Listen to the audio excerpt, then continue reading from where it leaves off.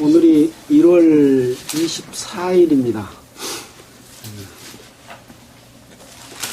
우리는 지난주에 마가복음을 시작을 했습니다. 우리가 서신서를 쭉 하고 다시 마가복음으로 돌아오면서 뭐라고 그랬습니까?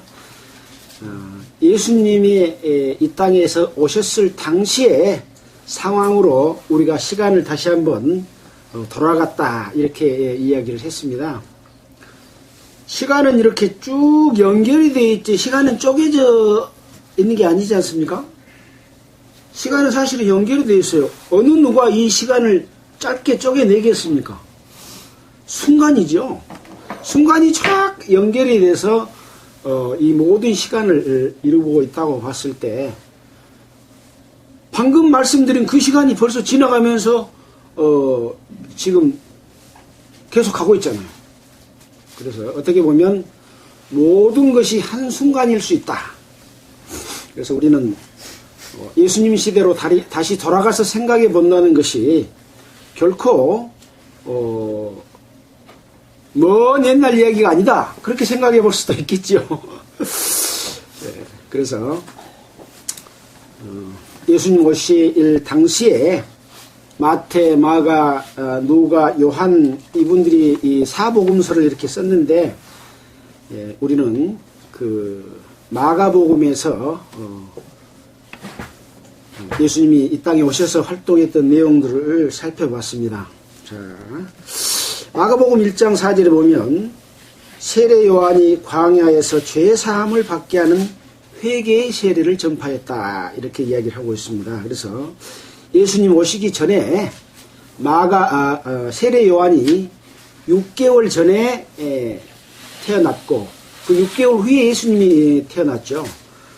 그래서 세례 요한을 먼저 보낸 것은 회개의 세례를 전파해서 예수님께 가서 성령의 세례를 받을 수 있도록 하는 그런 과정이었다 하는 것을 알 수가 있습니다.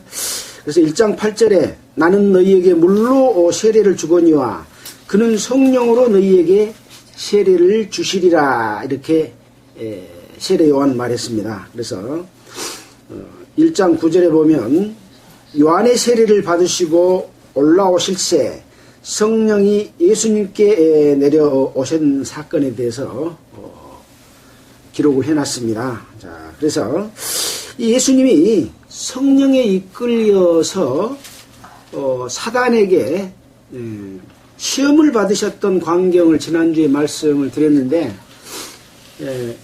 제가 그 두 번째, 세 번째 그 시험을 좀 구분되이 설명드리지 못해서 다시 오늘 그것을 정리하고 가려고 생각을 했습니다. 첫 번째 시험은 예수님께서 금 40일을 밤낮으로 금식하신 후에 줄이신지라 하는 상황이었습니다. 그래서 마귀가 시험하기를 네가 하나님의 아들이여든 명하여 이 돌들로 떡덩이가 되게 하라. 예수님께서 줄이셨기 때문에 돌로 떡이 되게 해서 먹어라 이렇게 이야기를 했습니다. 그러니까 예수님께서 성경에 기록된 말씀을 통해서 그 마귀를 물리친 내용이 뭐냐? 기록되었으되 사람이 떡으로만 살 것이 아니요 하나님의 입으로 나오는 모든 말씀으로 살 것이라 하였느니라 이렇게 마귀의 시험을 물리쳤습니다. 뭐 여기에 대해서 여러 가지 시험에 관한 그 이유에 대해서 설명을 합니다만은 단순하게 생각해서 줄이셨기 때문에 돌로 떡덩이를 만들어서 먹어라 그런 취지라고 보는 게 좋겠습니다. 이제 두 번째 그 마태복음에 나와 있는 것을 보면 거룩한 성의 성전 꼭대기에 세우고 네가 만일 하나님의 아들이여든 뛰어내리라 이렇게 시험을 했는데 누가복음에 보면은 이 두 번째 시험이 세 번째 한 걸로 기록이 되어 있고 세 번째 시험이 두 번째 한글로 기록이 되어 있어서 순서는 그렇게 중요한 의미가 있는 것은 아니다. 세 가지 시험을 받았다는 게 더 중요한 의미다. 이렇게 생각할 수가 있겠습니다. 자, 마태복음에 있는 대로 거룩한 성의 성전 꼭대기에 세우고 네가 만약 하나님의 아들이든 뛰어내리면 기록되었으되 하고 이제 마귀도 구약 성경을 인용해서 저가 너를 그 사자들을 명해서 저희가 손으로 너를 받들어 돌에 부딪히지 않게 하실 것이다. 어떤 꼭대기에서 뛰어내리면 어떤 상황이 벌어지겠습니까? 굉장히 위험한 상황이죠. 또 나를 붙들어서 상하지 않게 하실 거에 대해서 믿음이 없으면 못 뛰어내리겠죠. 그래서 어떤 어려움이 있는 상황 가운데서도 하나님을 믿을 수 있느냐 없느냐를 시험한 겁니다. 그래서 항상 이런 시험들을 생각할 때면 우리 하나님의 자녀가 된 자들이 우리에게 주실 시험을 어떻게 이길 것이냐 하는 걸로 봤을 때 또 유대인들이 하나님의 능력을 출애굽을 통해서 홍해를 갈라지게 하고 또 만나와 메추라기를 주고 또 바위에서 물이 나게 하고 이렇게 해서 하나님의 능력을 봤음에도 불구하고 어떤 위험에 처하니까 하나님을 원망하고 이렇게 하나님을 떠나고 우상을 섬기는 것을 봤지 않습니까? 어떤 위험에 처했을 때 믿음을 가질 수 있겠냐 하는 것입니다. 자, 그래서 예수님은 뭐라고 답변을 했습니까? 답변회가 왜 질문했는가 하는 것이 나와 있죠. 답변 속에서. 자, 그래서 답은 또 기록되었으되 주 너의 하나님을 시험치 말라 했느니라. 마귀는 항상 어떤 상황 가운데서 위험이 닥치면 또 시험에서 넘어뜨리게 하고 그렇잖아요.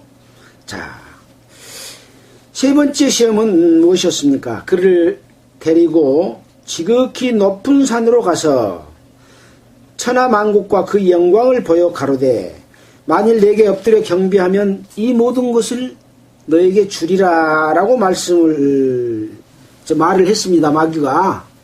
그러니까 지극히 높은 산으로 가서 천하만국과 그 영광을 보이면서 내게 엎드려 경배하면 이 모든 것을 너에게 주리라 그렇게 이야기를 했습니다. 누가복음에 보니까 뭐라고 이야기를 했냐면 이 모든 것은 내게 넘겨준 것이므로 나의 원하는 자에게 주노라. 마귀가 이렇게 이야기를 했습니다. 그래서 우리는 이 땅에 있는 모든 영광과 권세가 마귀 것이다. 그렇게 생각을 해볼 수가 있습니다. 그러나 또 크게 생각해 보면 이 우주 만물의 모든 권세와 모든 그 권한은 하나님께 있지 않습니까? 그래서 이 하나님의 모든 그 권세와 능력과 영광이 사람에게 주고자 했던 것인데 사람이 하나님을 배반함으로 말미암아 마귀의 것이 되어버린, 그래서 마귀가 이 땅을 주관하고 있는 이런 상황이지 않는가 이렇게 생각해 볼 수가 있습니다. 마태복음 28장에 보면은 예수님이 부활하신 이후에 제자들에게 선교의 그 복음을 전파하라고 말씀하시면서 28장 18절에 보면 예수께서 나와 일러 가라사대 하늘과 땅의 모든 권세를 내게 주셨으니 그러므로 너는 가서 모든 족속으로 제자를 삼아 아버지와 아들과 성령의 이름으로 세례를 주고 내가 너희에게 분부한 모든 것을 가르쳐 지키게 하라. 이렇게 예수께서 일러 가라사대 하늘과 땅의 모든 권세를 내게 주셨다 라고 말하고 있습니다. 마귀는 나에게 준 것인데 너에게 주겠다. 지금 예수님의 말씀과 마귀의 말이 서로 주장이 다르지 않습니까? 그래서 첫 번째 생각은 원래 하나님의 것이고 사람에게 주고자 했던 것인데 사람이 그것을 떠나서 마귀의 미혹에 이끌렸기 때문에 마귀가 중간에 그것을 가로챘다라고 볼 수 있고, 또 한 가지는 마귀가 지금도 거짓말로 속인다라고 생각해 볼 수도 있는 두 가지로 생각해 볼 수가 있겠습니다. 뭐 어떻게 생각하든지 뭐 큰 차이는 나지 않습니다만은, 아무튼 간에 이 땅은 지금 마귀가 득세하고 있고, 예수 그리스도를 통해서 다시 한 나라가 뭡니까? 우리는 그의 나라요, 우리는 그의 백성이요, 교회입니다. 교회. 예수 그리스도를 통해서 이 땅을 다시 회복하고 있는 그런 것이죠. 그래서 에베소서 1장 6절에 보면, 잠깐 볼까요? 에베소서 1장 6절.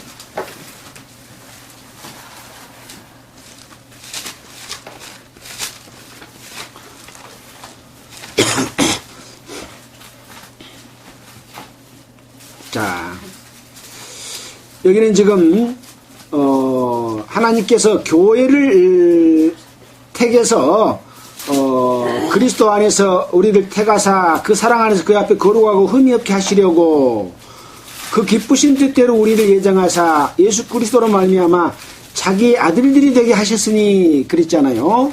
그래서 교회를 택한 이유에 대해서 설명하면서, 이는 그의 사랑하시는 자 안에서 우리에게 거저 주시는 바 그 은혜의 영광을 찬미하게 하려는 것이라.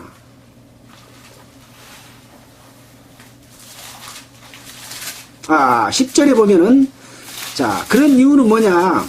하늘에 있는 것이나 땅에 있는 것이 다 그리스도 안에서 통일되게 하려 하심이라. 그래서 하늘에 있는 것이나 땅에 있는 것이나, 이렇게 지난번에 공부할 때 하늘의 모든 권세와 영광과 능력, 땅의 모든 정사와 권세, 이 모든 것들을 그리스도 안에서 통일되게 하려 한다 하는 것이 하나님께서 이루시고자 하는 한 나라를 세울 것을, 거룩한 백성을 통해서 교회를 통해서 세우실 것을 해나가고 가신 그런 과정 가운데 있어서, 이제 예수님이 십자가에 못 박혀서 돌아가심으로 말미암아 마귀의 모든 권세를 거기서 소멸시키고 예수님이 찾아왔다. 우리가 지난번에 그렇게 공부를 했습니다. 그래서 이 예수 그리스도 안에 있을 때 이 모든 영광과 권세가 마귀 것이 아니라 이루어지는 것인데, 마귀는 높은 산으로 가서 천하만국과 그 영광을 보이면서 내게 절하면 너에게 주겠다, 그렇게 이야기를 거짓말로 속이는 그런 일이 될 수도 있겠죠. 예. 또 그동안에 자기가 차지했던 것을 너에게 주겠다라고 말하는, 예수에게 그렇게 말한 내용이죠. 그래서 예수님이 뭐라고 했습니까? 그 답변에, 사탄아 물러가라, 기록되었으되 주 너의 하나님께 경배하고 다만 그를 섬기라 하였느니라. 그러니까 그 영광을 취하려고 이 세상에 있는 모든 천하만국의 영광과 권세, 이 모든 것을 취하려고 하지 말고 다만 주 너희 하나님께 경배하고 그를 섬기라고 하는 것이 답인 것이죠. 근데 많은 사람들은 이 땅에 천하만국에 있는 그 영광을 얻으려고 거기에 절하고 그것을 자기 소유로 삼으려고 사는 사람들이 많다. 지난주에 그런 말씀을 드렸지 않습니까? 그래서 이 시험받는 광경을 또 한번 살펴보면, 첫째는 먹는 것 때문에 제일 시험을 당해서 먹는 것 때문에 복음을 변질하고 하나님을 배신하고 자기 유익을 따라 산다 그랬잖아요. 두 번째 시험을 하는데, 성전 꼭대기에 마귀는 어찌 한다고 그랬어요? 자꾸 높은 곳으로 올라가 올라간다 그랬잖아요. 왜 그랬습니까? 하나님이 높기 때문에 지극히 높은 자와 비기리라 하는 것이 마귀의 그 하나님을 도전하는 방법입니다. 그래서 에베단 꼭대기를 높이 그러면 마치 하나님이 닿는 것처럼 생각하는 것이 누구의 생각입니까? 마귀의 생각입니다. 또 성전 꼭대기일 뿐만 아니라 또 지극히 높은 산으로 올라간 거죠. 예수님을 데리고. 그래서 항상 그 마귀는 사람을 시험할 때 높은 것, 또 먹을 것, 큰 영광과 권세 이걸로 싹 꼬여 넘어가 가지고 하나님을 믿지 않고 하나님을 배신하고 자기의 욕심을 따라서 살도록 하는 것이 마귀의 유혹이다.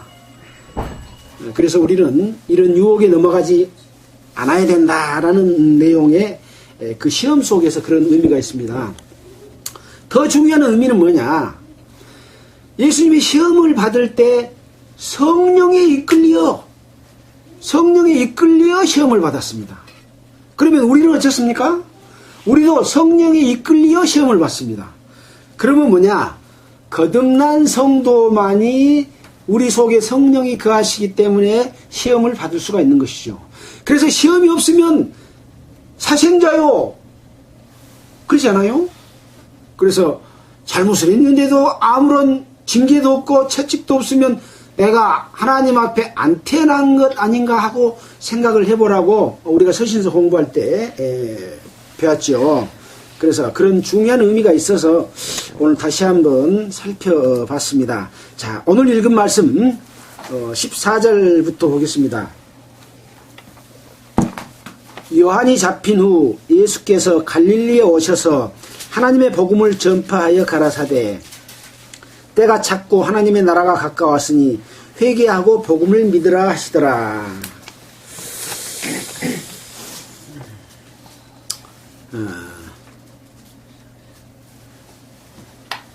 그래서 예수님이 요한이 잡힌 후에 갈릴리에 오셔서 하나님의 복음을 전파했다 이렇게 이야기를 하고 있습니다. 마태복음에 보면 또 14장 3절로 12절을 보면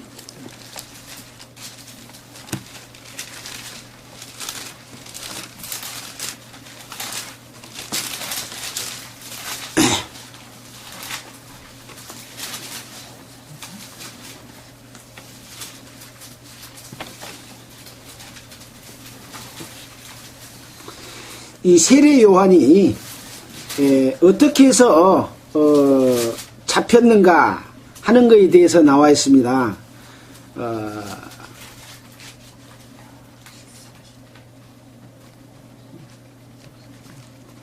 자, 뭐 물론 거기에도 중요한 의미들이 있습니다.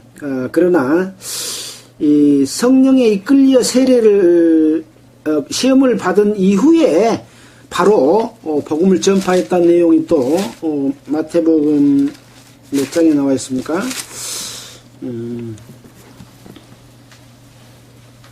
3장 2절 마태복음 3장 2절인 것 같습니다.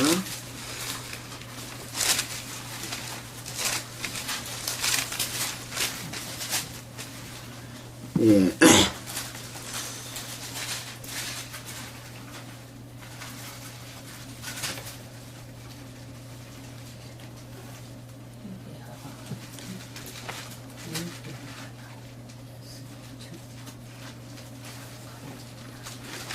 어, 3장 2절은 세례요한에 관한 말씀이고요. 예. 4장 17절에 보면 이때부터 예수께서 비로소 전파에 가라사대 회개하라 천국에 가까웠느니라 하시니라. 그래서 아까 시험을 받은 이후에 예수님께서는 요한의 잡힘을 들으시고 갈릴리로 물러가셨다가 나사렛을 떠나 수불론과 납달리 지경 해변에 있는 가버나움에 가서 사시니 이는 선지자 이사야로 하신 말씀을 이루려 하심이라. 그러니까 예수님이 가버나움에 가서 삶으로 인해서 수불론 땅과 납달리 땅과 요단강 저편 해변의 이방인 갈릴리여 흑암에 앉은 백성이 큰 빛을 보았고 사망의 땅과 그늘에 앉은 자들에게 빛이 빛이었도다 하는 그런 그 말씀을 구약 성경의 말씀을 이루려고 하는 그런 내용에 대해서 기록했습니다. 그래서 요한이 잡힌 후에 예수께서 갈릴리에 오셔서 하나님의 복음을 전파했다 이렇게 했는데 마태복음에 보니까 갈릴리로 물러가셨다가 이렇게 되어 있죠. 그래서 지금 갈릴리 지역은 이 부분이 지금 갈릴리입니다. 여기가 갈릴리 바다고 여기가 갈릴리고 예수님이 시험 받는 곳은 유대 광야에서 시험을 받았지 않습니까? 그래서 갈릴리로 물러가셨다가 요단강은 지금 이거 요단강이거든요. 이 요단강가에서 시험을 받았기 때문에 바로 유대 광야의 세례 요한의 광야에서 외쳤고 그러니까 아마 이쪽 위쪽 정도에서 세례를 받았을 것이고 갈릴리로 물러가셨다. 그래서 가버나움 이런 부분에 대해서 지금 이쪽 옛날 지명을 보면 거기가 방금 말씀하신 수불론과 납달리 땅 요단강 저편 해변이라고 하는 지역이 이쪽 지역을 지금 이야기를 하고 있습니다.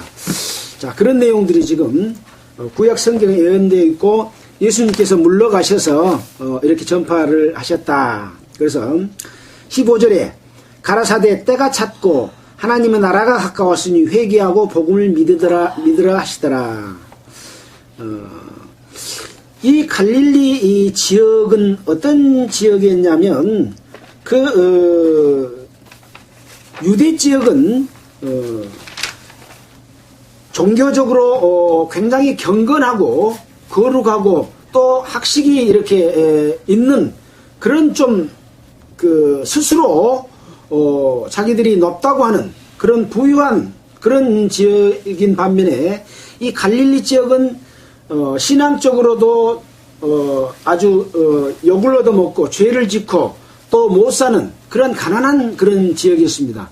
예수님께서 이 땅에 오셨을 때도 항상 가난한 자, 병든 자, 세리와 친구였다고 하는 것들을 우리가 배웠지 않습니까? 그래서 이 복음이 전파되는 곳은 스스로가 그렇게 자기를 높이고 경건하고 이런 데 가서 복음을 전한 것이 아니라 스스로 그렇게 비천한 지역에 처한 곳에 가서 복음이 시작됐다 하는 내용이 바로 아까 말한 스불론과 납달리 지경에 가서 이렇게 복음을 전파했다라고 하는 것이죠. 그래서 16절에 갈릴리 해변으로 지나가시다가 시몬과 그 형제 안드레가 바다에 금을 던지는 것을 보시니 저희는 어부라.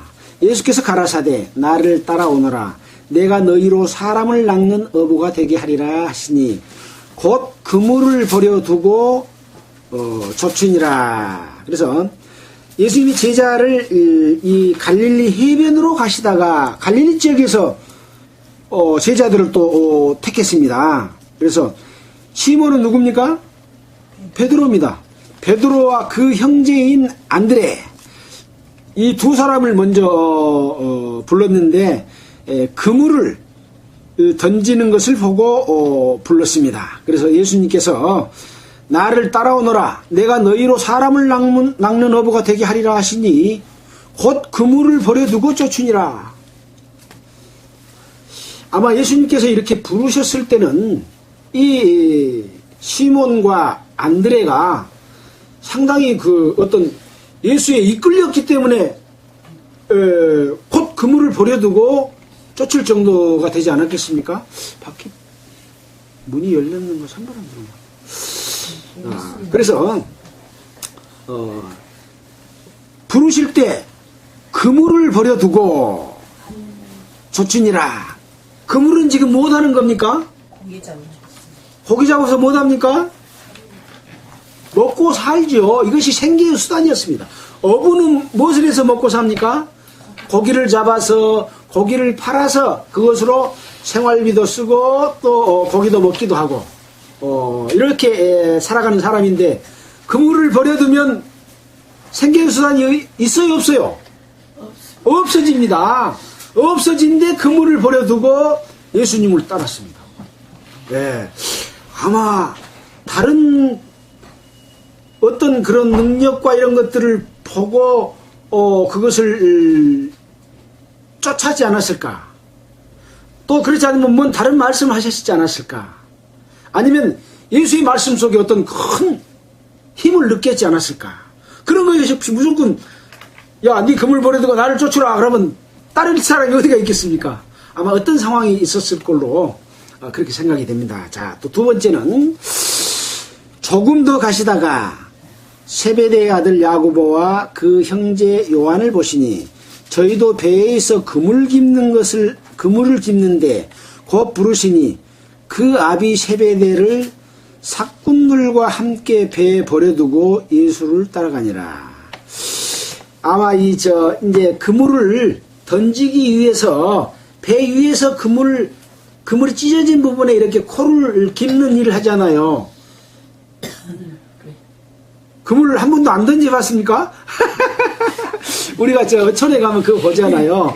그래서 그물을 기어서 고기가 못 빠져가게 해가지고 그물을 던지는 것을 배 위에서 작업을 하고 있었는데 그 아버지와 또 품꾼들, 싹꾼들과 함께 같이 작업을 했어요. 그러니까 누굽니까? 야고보와 요한과 자기 아버지인 세베대와 또 삭꾼들이니까 최소한 삭꾼들 그러면 몇 명이요? 2명 이상일 때 들그라고 쓰지요.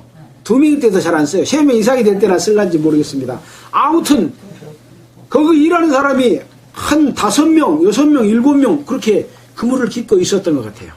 근데 아버지도 배에 버려두고 싹꾼들도 버려두고 예수를 따라간 거예요. 그래서 예수님의 제자가 되는 그런 조건을 가지려면은 자기의 부모도 이 예수님이 따르는 것보다 더 크게 생각해서는 안 되는 것이죠. 그만큼만 어떤 그 중요함과 그 예수님의 권능과 능력, 하나님의 능력을 보고 또 그렇게 확신했기 때문에 아버지 세베대와 삭군들을 함께 배에 버려두고 예수를 따라갔다. 이렇게 이야기를 하고 있습니다. 그래서 이제 거기에 연관된 여러 내용들이 있습니다. 마가복음 10장 29절이나 누가복음 14장 26, 27이나 또 누가복음 9장 23절에 보면 자기를 부인하고 자기 십자가를 지고 나를 쫓으라. 예수님이 이렇게 말씀을 했습니다. 그래서 어떤 모든 것을 다 버리고서라도 예수님을 쫓을 수 있는 그런 마음이 됐을 때 예수님의 제자가 되고 예수님께서 우리에게 하실 수 있는 일을 맡길 수 있다. 이렇게 생각할 수가 있습니다. 또 그 이전에는 또 어떤 과정이 되겠습니까? 천국 갈 수 있는 자격 요건에도 해당이 되겠죠. 천국은 마치 밭에 감추인 보화와 같으니 그 밭을 사기 위해서 자기의 모든 소유를 다 팔아가지고 그 밭을 샀느니라. 그런 마음과 같은 그런 마음을 가졌을 때 바로 천국을 얻을 수도 있고 또 예수님의 제자가 돼서 예수님이 원하시는 일을 해낼 수 있는 자격을 갖게 된다라고 하는 것을 우리가 여기서 살펴볼 수가 있습니다. 자, 21절입니다. 저희가 가버나움에 들어가시니라. 예수께서 곧 안식일에 회당에 들어가 가르치심에 무사람이 그의 교훈에 놀라니 이는 그 가르치시는 것이 권세 있는 자와 같고 서기관들과 같지 아니함이러라. 그래서 이 예수님은 아까 말씀드린 대로 이 갈릴리 지역인 여기가 큰 글자로 된 것이 갈릴리 지역입니다. 여기는 사마리아 지역이고 여기는 데가볼리 지역이고 여기는 유대 지역이고 여기는 이두메 지역입니다. 이 갈릴리 지역에서 맨 처음에 이 사역을 시작했다. 방금 나온 갈릴리 가버나움입니다. 자, 이 갈릴리 가버나움에 들어가시니라. 예수께서 안식일에 회당에 들어가시네. 이 가버나움에 가면 유대인의 회당이 거기가 있습니다. 그 이스라엘 성지 순례할 때 회당에 가봤는데 지붕은 다 무너지고 없고 기둥만 회당 터가 있는 곳에를 가봤습니다. 바로 가까운 곳에 이 시몬과 그 형제 안드레의 집이 가까운 곳에 있습니다. 걸어서 가도 얼마 걸리지 않는 아주 가까운 곳에 있습니다. 들어가시매 무사람이 그 교훈에 놀라니 이는 그 가르치는 것이 권세 있는 자와 같고 서기관들과 같지 아니함이로라. 그래서 이 서기관들은 그러면 누구였냐? 그때 당시 유대의 종교 지도자들이기도 하면서 그 공무원인데 봉급을 받는 자들이죠. 국가에서 채용한 자들인데 성서 사전에 보니까 공무원 3급 갑 정도 된다. 굉장히 높은 자리입니다. 그래서 법을 베껴 쓰고 또 가르치고 신약 시대에서는 율법사로서 세칙을 율법이 있잖아요. 그 율법에 여러 가지 그들이 따로 세칙도 만들고 해서 그것을 가르치고 백성들을 지배하고 공회의 의석을 많이 차지해서 어떤 종교적인 행정적인 힘을 가지고 그 이스라엘 백성들을 통치하고 다스렸던 그런 사람들과 같지 아니함일러라. 예수님의 교훈은. 그래서 많은 사람들이 그 권세 있는 그 교훈에 놀랐습니다. 자, 그 다음에 이제 그 놀랄 정도가 아니고 실제 그 하나님의 능력과 권세를 보여주는 것이 이제 그 뒤에 나오죠. 자, 23절입니다. 마침 지금 하나님의 권능과 능력을 보여주려고 하는데 마침 기회가 왔어요. 저희 회당에 더러운 귀신 들린 사람이 있어 소리질러 가로되. 귀신이 소리를 질립니다. 나사렛 예수여, 우리가 당신과 무슨 상관이 있나이까? 우리를 멸하러 왔나이까? 나는 당신이 누구인 줄 아노니 하나님의 거룩한 자니이다. 귀신 들린 자 속에 누가 있어요? 귀신이 들었잖아요. 그래서 사람이 귀신이 들리면 그 사람 속에 들어가서 말은 사람이 한데 속에서 귀신이 시킨 말을 하는 거예요. 우리가 점쟁이가 귀신을 막 불러들이잖아요. 그러면 귀신이 들어와서 조상인 채 하면서 할머니 소리도 내고 또 할아버지 소리도 내고 해가지고 내가 지금 너희들이 잘 못하니까 이런다 하고 그걸 하게 하고 막 무슨 구슬하게 하고 막 그러잖아요. 그때 속에서 귀신이 말을 하는 겁니다. 귀신이 있어요, 없어요? 있습니다. 귀신이 있습니다. 점쟁이들이 점한 것이 귀신의 능력으로 합니다. 이 귀신도 능력이 좀 큰 귀신이 있고 능력이 작은 귀신이 있고 그래요. 그래서 귀신들끼리도 서로 그 지휘체계가 딱 갖춰져 있습니다. 귀신이 한두 명이 아닙니다. 이제 또 이따 보겠습니다. 자, 그런데 이 귀신이 뭐라 그랬냐? 나사렛 예수여, 우리가 당신과 무슨 상관이 있나이까? 귀신과 예수님하고 무슨 상관이 있습니까? 예수님을 도전했던 그 타락한 천사의 그 족속이잖아요. 그 백성이잖아요. 그런 상관이 있죠. 우리를 멸하러 왔나이까? 저기로 온 줄 아시잖아요. 알잖아요. 마귀가, 귀신이. 그러면서 뭐라고 하냐? 나는 당신이 누구인 줄 압니다. 바로 예수님 당신은 하나님의 거룩한 자니이다.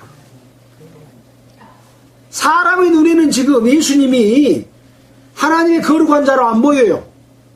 근데 누가 뭔지 알아요? 마귀, 귀신이 뭔지 압니다. 지금도 마찬가지입니다.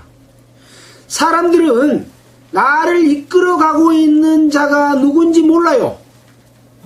근데 귀신들은 알고 귀신같이 하나님을 못 믿게 끌고 갑니다. 예. 귀신같이 알고 복음 전하려고 하면 벨수를 다 써서 못 듣게 하고 내 마음속에 그런 마음이 생겨서 도망가려고 나는 예수 안 믿어. 나는 내 주복을 믿을 거야 하면서 아무튼 그런 마음과 생각으로 끌어가고 있는 세력이 바로 사탄의 세력이고 바로 귀신들입니다.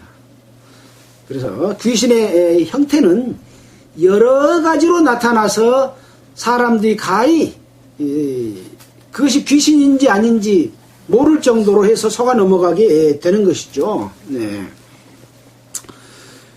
그러니까 25절에 예수께서 꾸짖어 가라사대 잠잠하고 그 사람에게서 나오라 하시니 더러운 귀신이 그 사람으로 경련을 일으키게 하고 큰 소리를 지르며 나오는지라.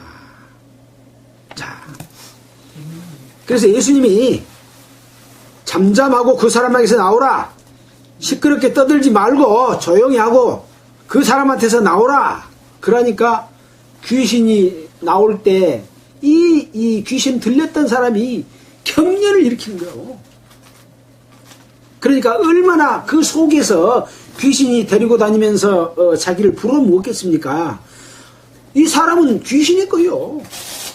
그래서 다른 성경에 보면 그 두 귀신이 들려가지고 쇠고랑으로 채워놨는데도 쇠고랑을 끊고 막 그런 힘이 있는 거죠.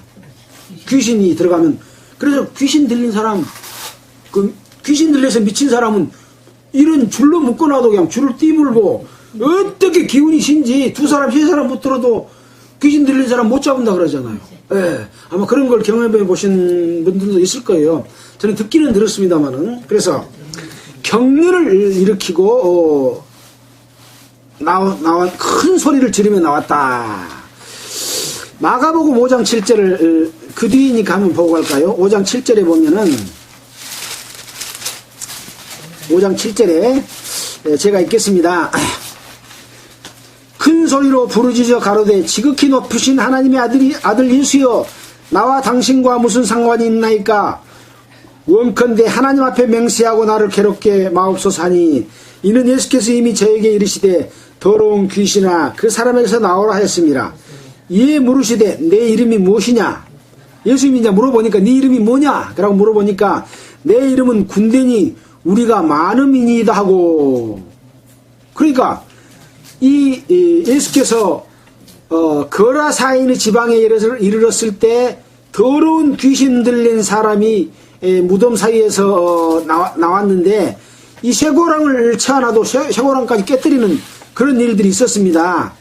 그래 네 이름이 뭐야? 그러고 보니까 우리는 군대입니다. 숫자가 많기 때문에 군대입니다 라고 말했어요. 그러니까 이제 이 귀신이 우리를 쫓아내지 마시길 간절히 구했어요. 그러니까 마침 거기 돼지의 큰 떼가 산 곁에 먹고 있는지라 이에 강구하여 가되 우리를 돼지에게로 보내어 들어가게 하소서. 그래서 이제 예수님이 허락하니까 더러운 귀신들이 나와서 돼지에게로 들어가니 거의 2,000마리 되는 떼가 바다를 향하여 비탈로 내리다라 바다에서 몰사하거늘. 귀신이 몇 명이요? 2,000명이나 되는 돼지 이 마리 속으로 들어가서 2,000마리가 돼지가 물로 들어가서 몰사를 했습니다. 이렇게 귀신이 많은데 귀신한테 해보겠어요? 예, 사람이 귀신한테 못 해봅니다. 그래서 하나님의 말씀으로 성령이 우리 가운데 함께 계실 때는 성령의 힘으로 귀신을 물리칠 수가 있기 때문에 지금 제사 드리고 조상신 섬기고 하는 많은 사람들이 두려워서 못 섬기잖아요. 예수님을 못 믿잖아요. 근데 예수를 믿어버리면 그 모든 귀신들은 이 2,000마리 되는 귀신이 예수님의 말씀을 듣고 바다로 몰수하는 것처럼 그렇게 돼버리기 때문에 귀신이 예수 믿는 사람을 지배를 못합니다. 근데 다시 미신을 섬기면 또 이 귀신의 종이 되는 거예요.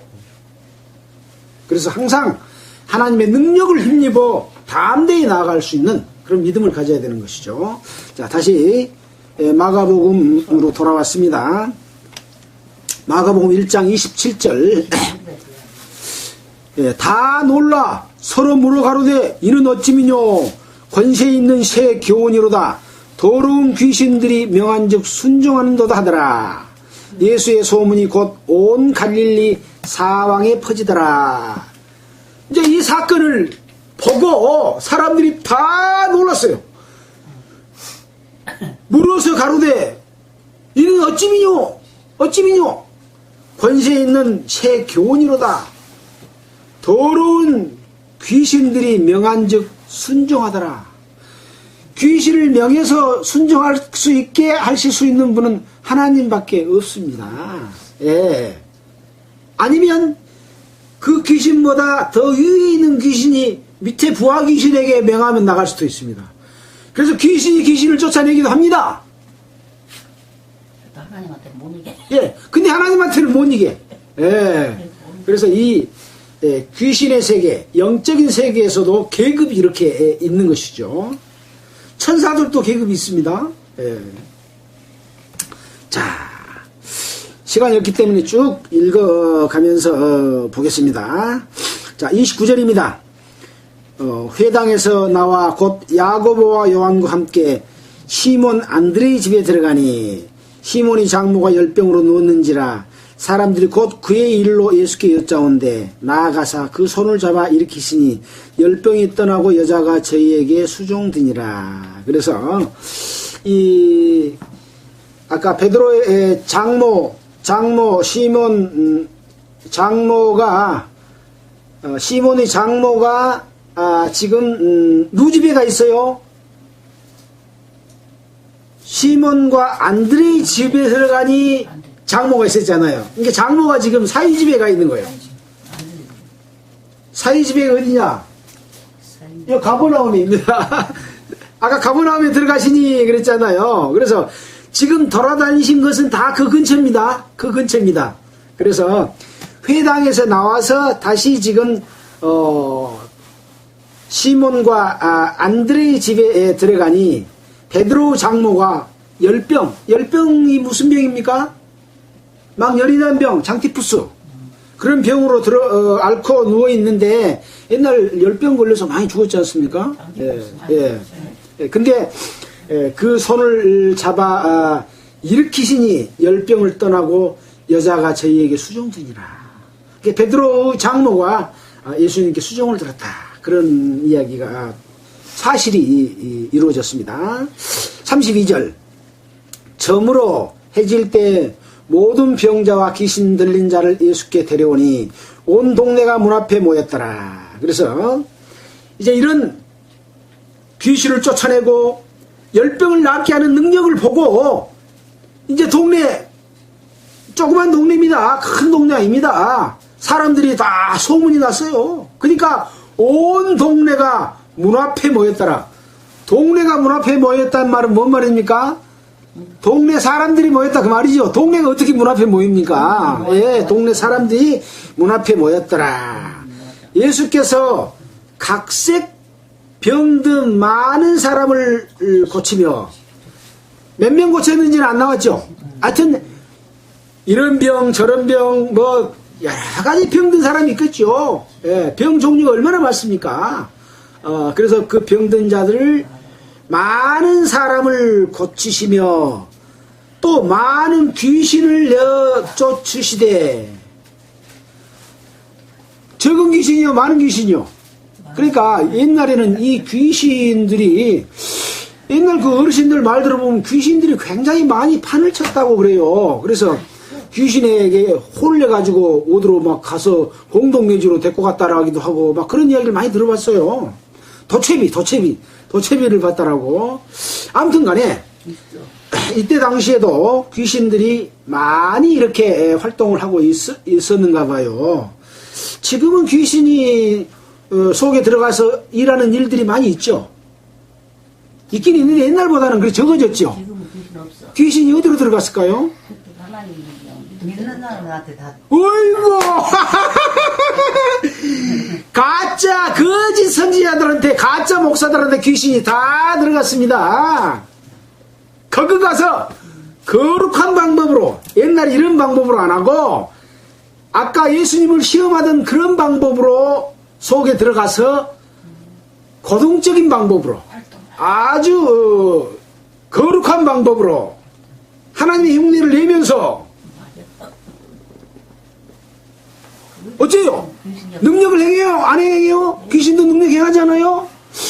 어저께 차를 태웠고 가는데 거기 있는 분이 자기는 서울 순복음교회를 다녔다고 그러면서 지금 조영기 목사가 이상하게 돼버렸지만은 그때는 큰 능력을 행했다. 막 암도 고치고 그랬다 그러더라고요. 하나님이 고쳤겠습니까? 네. 귀신이 그 속에 들어가서 예수 이름으로 막 하면서 막 병 고쳐주는 막 일을 하는 거죠. 네. 속아 넘어가게 되어 있습니다. 아마 그래서 요새 귀신이 보통 사람들한테 있는 모습이 잘 안 보인 것 같아요. 여러분이 뭐 스스로 생각해 보십시오. 이건 제 말입니다. 예. 자, 보겠습니다. 34절. 귀신을 내어 많은 귀신을 내어 쫓으시되 귀신이 자기를 알므로 그 말하는 것을 허락지 아니하시니라. 귀신이 예수님이 거룩한 자인 하나님이라는 것과 하나님의 아들이라고 하는 것을 귀신들이 알아요, 몰라요? 알기 때문에 안 말하지 말아라 하고 그 귀신에게 말하는 것을 허락지 않았습니다. 네. 이제 허락지 않는 이유는 아직 내 때가 이르지 않았기 때문에 그 귀신들로 말미암아 귀신의 우두머리, 유대 종교 지도자들의 손에서 붙잡혀서 돌아가실 것을 예수님 알아요, 몰라요? 알기 때문에 내 때가 이르지 않았기 때문에 지금부터 떠들어서 나가 하나님의 아들인 걸 알려주면 유대 장로와 이런 서기관과 바리새인들이 예수님을 잡아서 십자가에 죽일 것을 미리 알기 때문에 조용히 하고 있어라. 아직 내 때가 이르지 못했다. 그래서 말을 못하게 한 겁니다. 예. 그래서 자 35절입니다.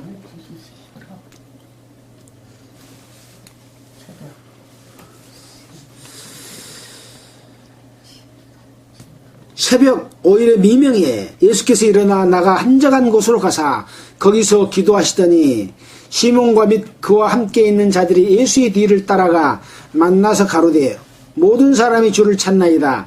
이르시되 우리가 다른 가까운 마을들로 가자. 거기서도 전도하리니 내가 이를 위하여 왔노라 하시고 이에 온 갈릴리에 다니시며 저희 여러 회당에서 전도하시고 또 귀신들을 내어 쫓으시더라.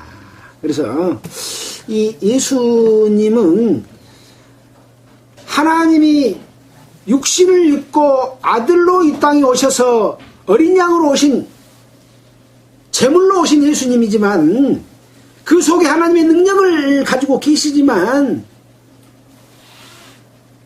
여기 뭐라 그랬습니까?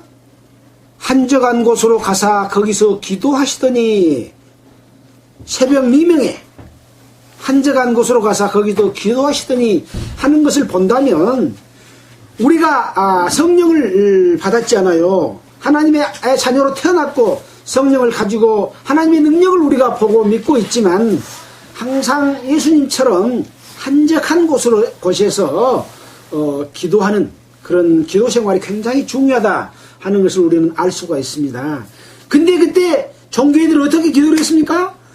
여러 사람 있는 데서 큰 소리로 기도를 했습니다. 근데 예수님은 한적한 곳으로 사람들이 보지 않는 조용한 곳으로 가서 기도를 했다고 하는 것을 우리가 생각해보고 또 기도도 해야 된다 하는 사항들에 대해서 우리가 알 수가 있습니다. 그래서 여기 보니까 이제 기도하고 있는데 모든 사람이 주를 찾나이다 하니까 우리가 다른 가까운 마을들로 가자. 거기서도 전도하리니 내가 이를 위하여 왔다 하고 온 갈릴리에 다니시며 저희 회당에서 여러 회당에서 전도하시고 또 귀신들을 내어 쫓으시더라. 그래서 이 가버나움 주변, 갈릴리 주변, 여기 글자로 큰 글자로 갈릴리라고 되어 있잖아요. 그래서 고라신, 가버나움, 디베랴, 다볼산, 나사렛, 가나, 세포리아, 이런 이 갈릴리 여러 지역에 다니시면서 여러 회당에서, 유대인 회당이 이렇게 조금 떨어진 마을에마다 회당이 있어서 매주 안식일 날이면 이렇게 가깝게 모일 수 있는 회당들이 많이 있었던 것 같습니다.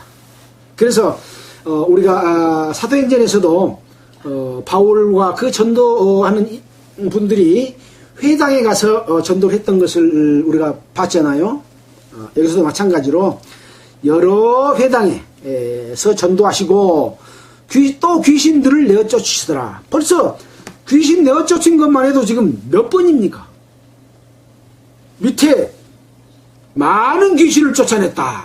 또 아까 큰 소리로 나간 귀신, 또 여기 또 여러 회당에서 또 귀신을 내어쫓으시니, 그러니까 엄청 귀신들이 특세하고 마치 어떤 능력을 행해서 점을 하고 그러면서 하나님을 못 믿게 그렇게 했던 일들을 우리는 또 사도행전에서 봤잖아요.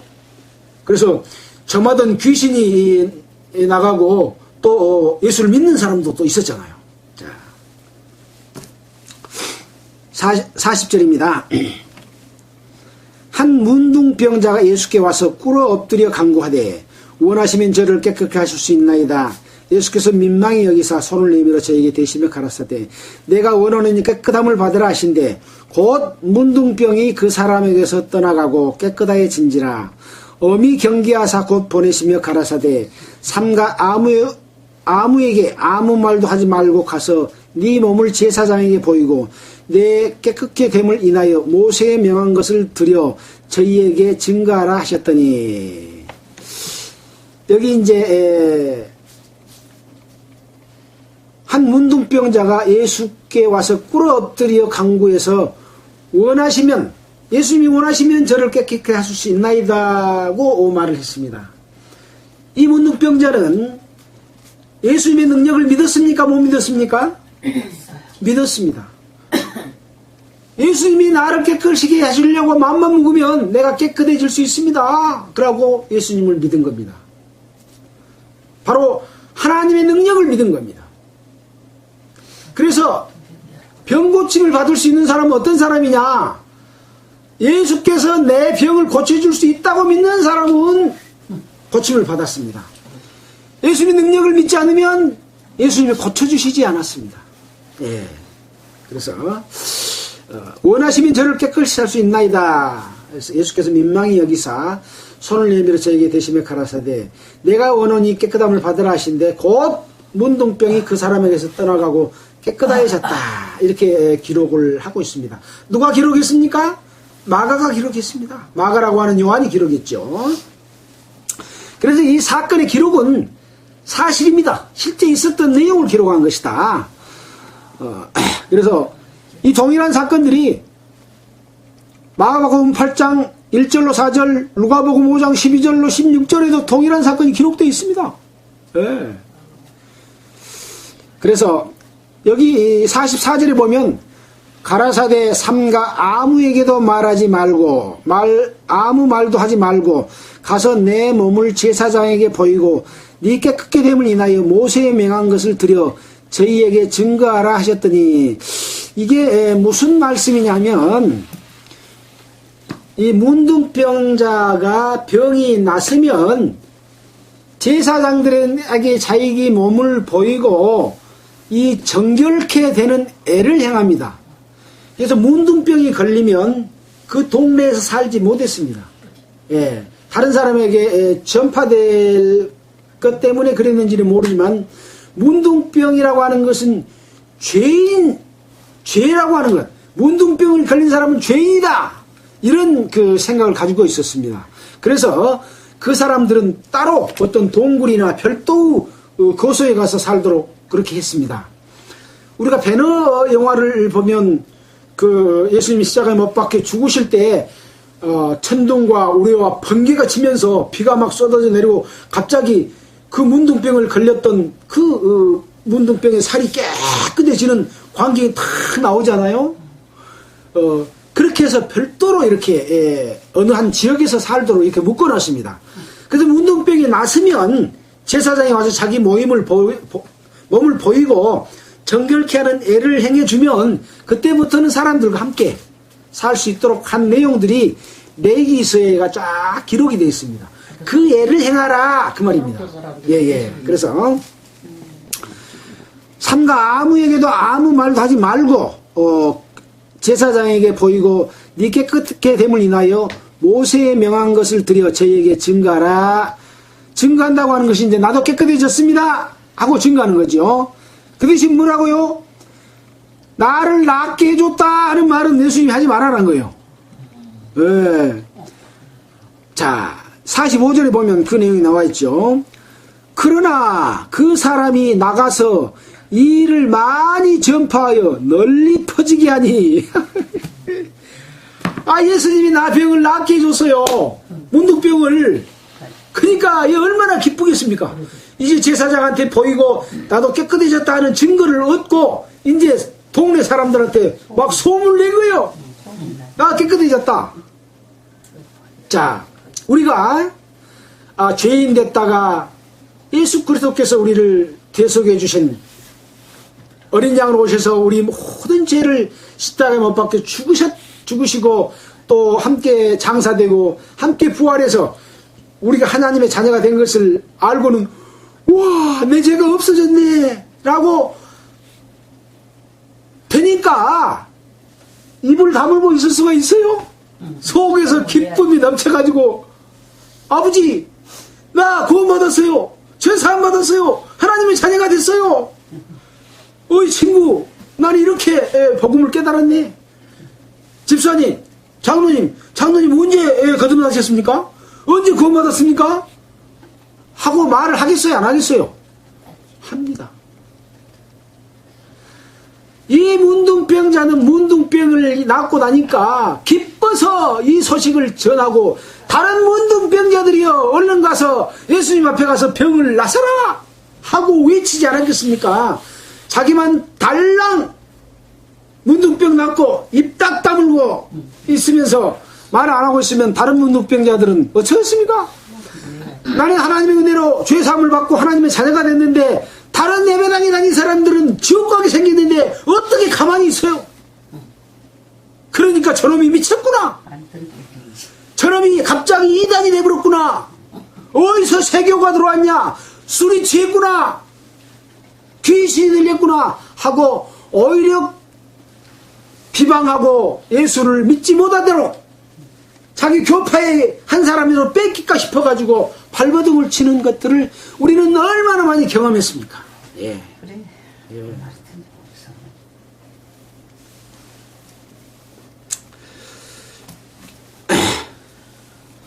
자, 그래서 그러나 그 사람이 나가서 이 일을 많이 전파하여 널리 퍼지게 하니 그러므로 예수께서 다시는 드러나게 동네에 들어가지 못하시고 오직 바깥 한적한 곳에 계셨으나 사방에서 그에게로 나아오더라. 이제 소문을 막 내보니까 그 소문을 듣고 병나스러 온 사람만 오면 좋은데 누가 소문을 들어요? 유대 종교 지도자들. 거둔 귀신이 들어있어. 저질 귀신 말고 거둔 귀신이 들어있어서 사탄의 두목 역할을 하고 있는 종교 지도자들이 예수님을 잡아 죽이려고 지금 하고 있잖아요. 그 사람들에게 전해지면 예수님이 붙잡혀 갈 것을 알아요. 그러니까 예수께서 다시는 드러나게 동네에 들어가지 못하고 한적한 곳에 계셨으나 사방에서 사람들이 예수님께 왔습니다. 네. 이제 다른 데를 찾아보면 마태복음 10장 18절 24장 14절에 보면 증거를 삼는 부분의 말씀에 대해서 또 나와 있고, 또 마가복음 7장 36절에 보면 경계할수록 더욱 널리 전파했다 라고 나와 있습니다. 그래서 이제 예수님께서 이 땅에 오셔서 가장 죄가 많고 학식적으로도 존중받지 못하는, 종교적으로 경건하게 살지 못하는 이 갈릴리 지역, 가버나움 지역, 반면에 유대 땅에는 그런 거룩한 종교인들이 살고 있는 지역이고 잘 사는 사람들이 사는 곳이잖아요. 그래서 예수 그리스도의 복음은 먼저 이 죄 많은 곳, 또 병든 자들에게 이렇게 병을 고쳐주는 이런 기사와 능력을 점점 시작하게 하는 과정에서 우리는 마가복음 1장을 공부를 했습니다. 자, 예수님께서 행하셨던 그 기사들을, 능력을 좀 다시 간추려 보고 마치도록 하겠습니다. 자, 25절로 34절에 보면 귀신을 쫓아내는 광경이 나왔죠. 25절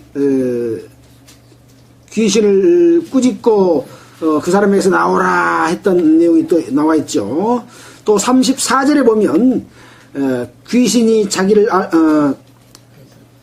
많은 귀신을 내어 쫓으시되 이렇게 또 나와 있습니다. 또 39절에 회당에서 전도하시고 또 귀신을 내어 쫓으시더라. 그래서 귀신 쫓아내는 광경이 3번 나왔습니다. 1장에서. 또 시몬의 장모의 열병을 치료하신 내용이 30절에 나와 있죠.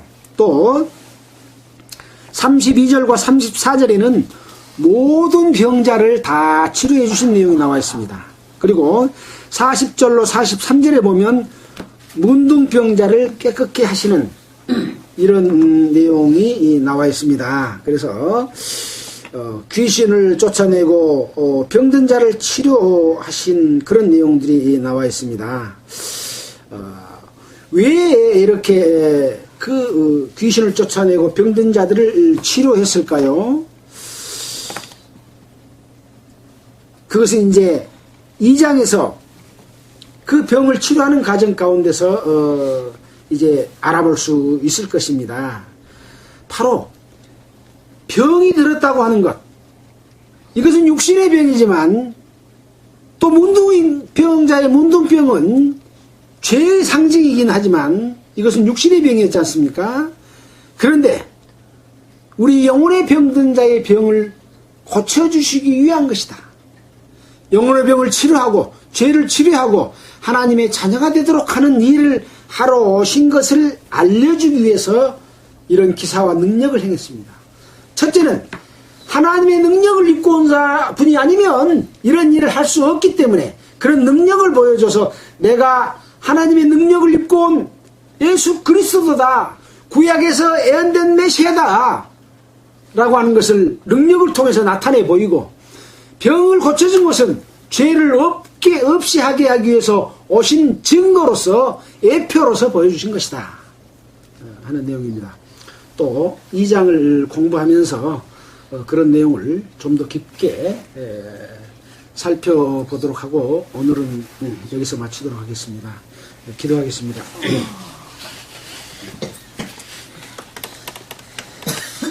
하나님 아버지 감사합니다. 오늘은 예수님께서 이 땅에 오셨을 때에 세례를 받으시고 성령에 이끌려 마귀에게 시험 받으시고 그때부터 하늘나라의 복음을 전파하시는 그런 장면을 우리가 살펴보았습니다. 하나님의 권능과 능력을 우리가 확실히 믿고 그 권능과 능력 앞에 한번 내가 죄인됨을 알고 꼬꾸라져서 죄사함을 받고 하나님의 자녀로서 이러한 말씀의 내용이 무엇을 의미하는지 교훈받고 또 전도하는데 또 그리스도 안에서 올바르게 살아가는데 큰 교훈이 될 수 있도록 우리를 이끌어 주시기를 원합니다. 오직 주의 능력만이 우리를 인도하여 주시기를 원합니다. 이 모든 말씀을 우리를 권해 주신 예수님 이름으로 기도했습니다. 아멘. 자, 찬송가 신청하십시오. 찬송가 197장 한번 볼까요? 197장.